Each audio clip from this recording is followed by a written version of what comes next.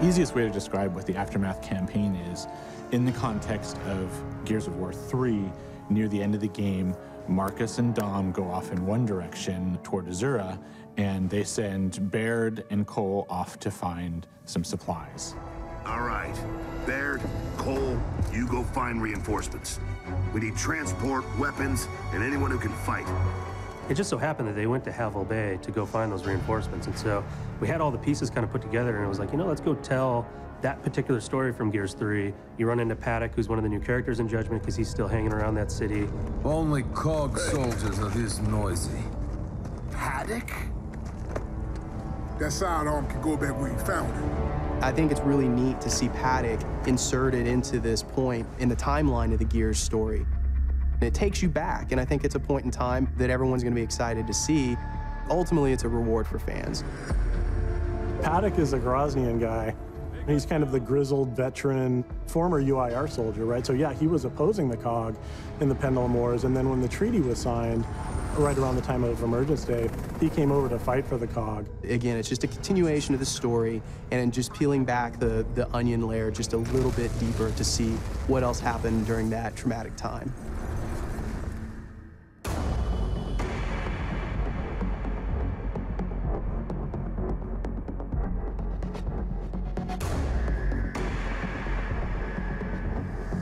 We built Aftermath in as an unlock.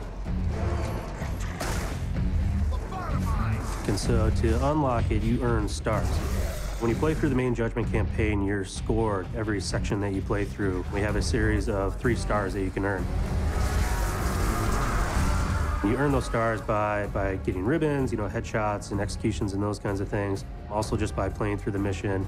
If you take a declassified mission, that will boost your stars. The declassification system changes the way that you play. It's an optional system that you can choose that'll actually add challenge and make it even more intense than it previously was. And also changes the testimony and changes the way that the story is told. The dust gunked things up pretty good, and the grubs were going in for close kills. Basically,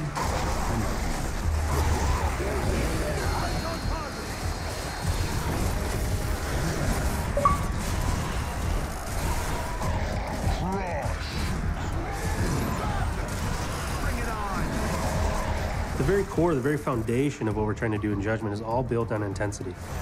What led up to that is we had a lot of feelings that games get a little bit too easy these days, right? It's more about the experience as opposed to the challenge.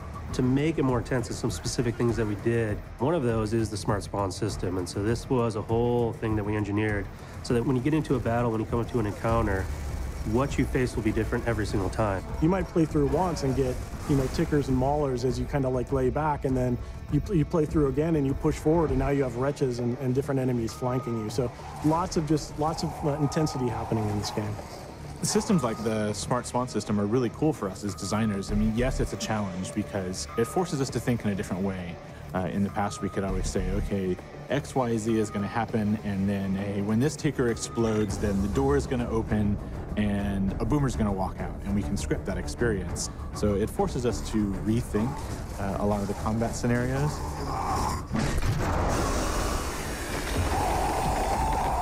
In a way, I really like that because it gave us the ability to put more story and more context into the environments and into the world itself, which really helps bring the universe to life a lot more.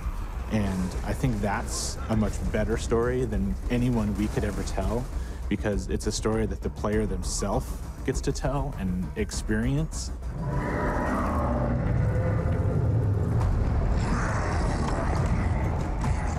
For us, it's a process of evolution. We don't want to just give the same experience over and over again, because that's really an injustice to the fans. And we want to make sure that we're delivering something that's progressing, not just both from a story standpoint, but from a franchise standpoint, but also from a gameplay standpoint.